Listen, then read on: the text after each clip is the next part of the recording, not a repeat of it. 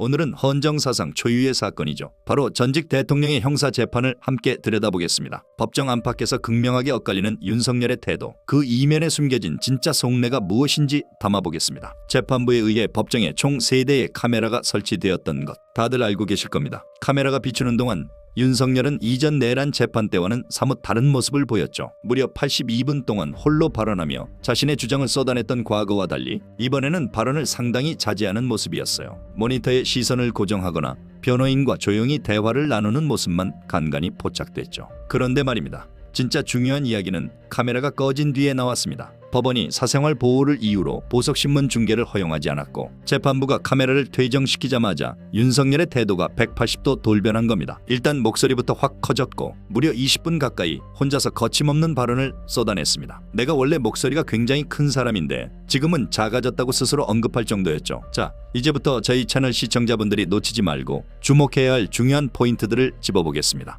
바로 특검 수사에 대한 노골적인 비난입니다. 윤석열은 내가 무슨 재벌 회장도 아니고 200명 가까운 검사들이 나를 수사하냐며 따지고 들었고 정말 유치하기 짝이 없다는 말까지 서슴지 않았습니다. 전직 대통령을 기소할 만큼의 재량권이 주어졌는데 이렇게 유치하게 수사하냐는 그의 불편한 속내가 그대로 드러나는 대목이죠. 더불어 그는 1.8평 구치소 생활의 어려움을 토로하며 서바이벌 자체가 힘들다고 주장했습니다. 그러면서 보석으로 풀어주면 건강을 회복해 사법 절차에 협조하겠다는 조건을 내걸었죠. 집도 가까우니 운동과 영양을 챙기면서 재판에 나오겠다는 겁니다. 재판부가 석방되면 재판에 임하고 아니면 거부하는 것이냐고 되묻자 그는 체력적으로 힘들다, 구속해서 사법 절차가 어그러지지 않았냐고 말했습니다. 구속되면 재판에 나올 필요가 없다는 다소 납득하기 어려운 주장을 펼친 것이죠. 물론 변호인 측은 점심은 컵라면만 먹고 제대로 된 식사는 주말밖에 못한다며 건강이 심각하게 침해되고 있음을 강하게 호소했습니다. 당뇨와 혈압약을 복용하며 기력이 쇠해져 구치소 접견실까지 계단을 올라가는 것도 힘들다고 덧붙였죠. 하지만 우리는 이 건강 악화 주장이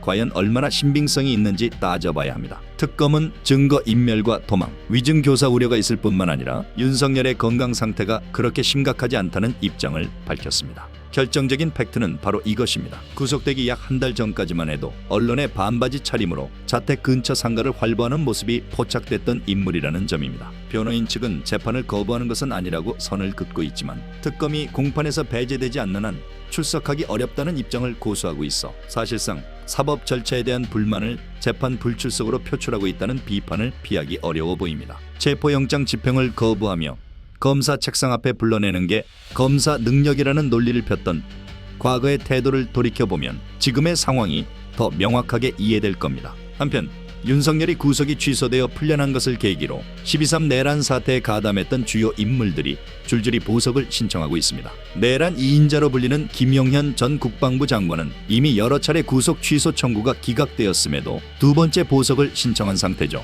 핵심 인물 8명 중 이미 곽종근 전 사령관을 포함한 5명이 석방되었거나 석방을 요청하고 있습니다. 보석으로 풀려난 곽 전 사령관은 국민들께 사죄드린다, 책임은 리더가 져야 한다고 말하기도 했습니다. 하지만 이진호 전 사령관처럼 증거 인멸 우려를 이유로 보석이 기각된 사례도 있었죠. 이처럼 핵심 가담자들이 연이어 석방을 요구하는 현 상황이 향후 재판 진행과 특검의 증거 확보 노력에 어떤 영향을 미칠지 우리는 심도 있는 분석이 필요합니다. 마지막으로 법정 중계 문제에 대해서입니다. 이번 재판에서는 보석신문처럼 사생활 보호를 이유로 중계가 허용되지 않은 부분도 있었지만 내란 특검은 앞으로도 계속 중계 신청을 할 입장입니다. 특검법에 보장된 만큼 법원이 특별한 이유 없이 거부하기는 어려울 것이라는 전망이 지배적이죠. 향후 최상병 특검이나 김건희 특검에서도 중계 신청이 이어질 수 있기에 법정 공개의 투명성은 앞으로도 계속 확보될 것으로 보입니다. 저희 특검 해설은 앞으로도 재판 현장의 생생한 소식과 분석을 계속해서 전해드리겠습니다. 시청해주셔서 감사합니다.